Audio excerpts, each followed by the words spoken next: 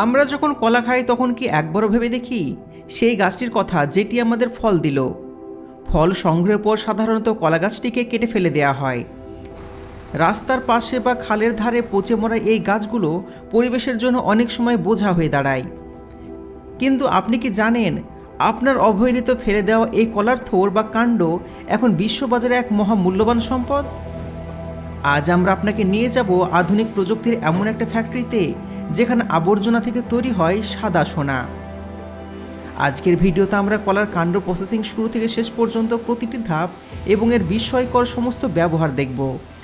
তো চলুন শুরু করা যাক আজকের ভিডিও।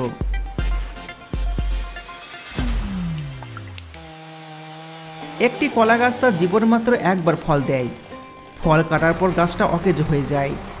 আগেকার দিনে চাষিরা এটি পরিষ্কার করতে গিয়ে হিমশিম খেতেন, কিন্তু এখন সিনারিও বদলে গেছে। ট্রাকের পর ট্রাকে করে এই কাণ্ডগুলো সংগ্রহ করে নিয়ে আসা হয় সেন্ট্রাল প্রসেসিং ইউনিটে। এখানে মনে রাখতে হবে, সমস্ত কলা গাছ কিন্তু আঁশ তৈরির জন্য সম উপযোগী নয়। সাধারণত নির্দিষ্ট জাতের কলা গাছ থেকে উন্নত মানের আঁশ পাওয়া যায়।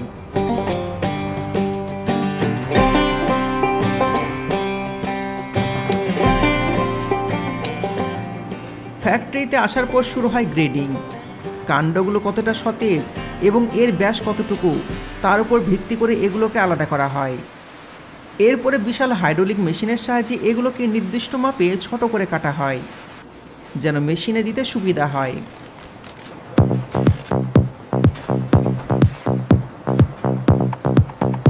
এ পর্যায়ে কলার কাণ্ডের বাইরের ময়লা এবং শুকনো স্তরগুলো হাত বা ছোট মেশিনের সাহায্যে সরিয়ে ফেলা হয়।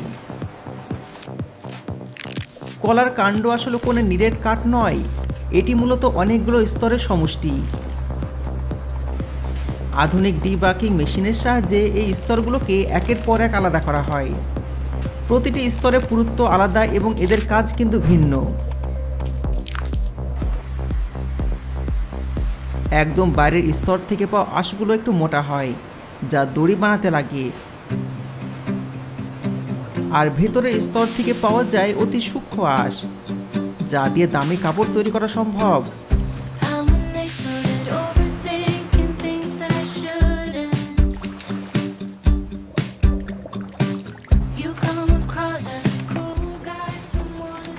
এটি ফ্যাক্টরির সবচাইতে গুরুত্বপূর্ণ অংশ। ব্যানানা ফাইবার এক্সট্রাকশন মেশিনে যখন কলার স্তরগুলো প্রবেশ করে, তখন ব্লেডগুলো এই নরম অংশ বা পাল্প কুচি কুচি করে আলাদা করে ফেলে এবং লম্বা মজবুত আঁশগুলো অক্ষত অবস্থায় বের করে আনে।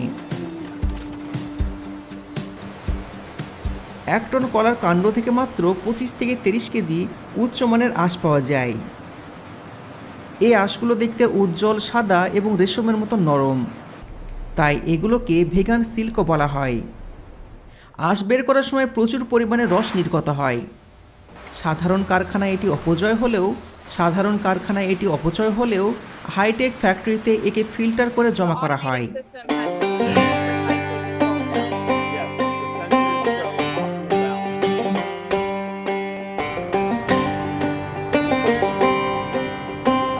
গবেষণায় দেখা গেছে কলার এই রসে রয়েছে প্রচুর পরিমাণে পটাশিয়াম, ফসফরাস এবং সাইটোকিনিন।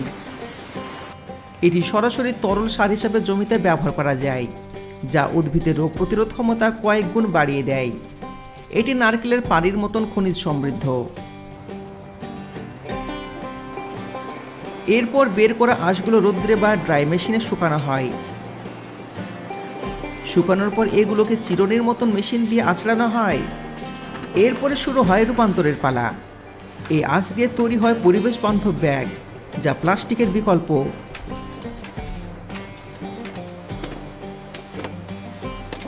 বর্তমানে ইউরোপের বাজারে কলার আঁশ দিয়ে তৈরি শাড়ি এবং ফর্মাল শার্টের বিশাল চাহিদা রয়েছে। এমনকি জাপানের টাকা ছাপানোর কাগজেও এই ফাইবার ব্যবহার করা হয়, কারণ এটি পানিতেও পচে না। আঁশ ও রস বের করার পর যা অবশিষ্ট থাকে, অর্থাৎ পাল্প, তা দিয়ে তৈরি হয় উন্নত মানের ভার্মি কম্পোস্ট বা কেঁচো সার।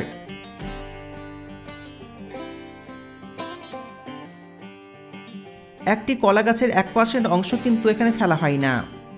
এই শিল্পটি কেবলমাত্র পরিবেশ বাঁচাচ্ছে না, বরং গ্রামীণ অর্থনীতিতে হাজার হাজার মানুষের কর্মসংস্থান তৈরি করছে। প্লাস্টিক দূষণ রোধে কলা হ্রাস হতে পারে আমাদের আগামী প্রধান অস্ত্র। আমাদের চারপাশে ছড়িয়ে আছে এমন হাজারো সম্ভাবনা, শুধু প্রয়োজন সঠিক দৃষ্টি এবং প্রযুক্তির ব্যবহার। কলার ফেলে দেওয়া গাছটি আজ কেবলমাত্র আবর্জনা নয়, এটা একটা সোনালী ভবিষ্যৎ।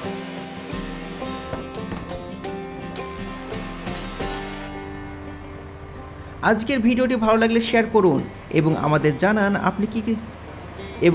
জানান আপনি কি জানতেন কলার কাণ্ড দিয়ে এত কিছু সম্ভব। ধন্যবাদ আমাদের সাথে থাকার জন্য।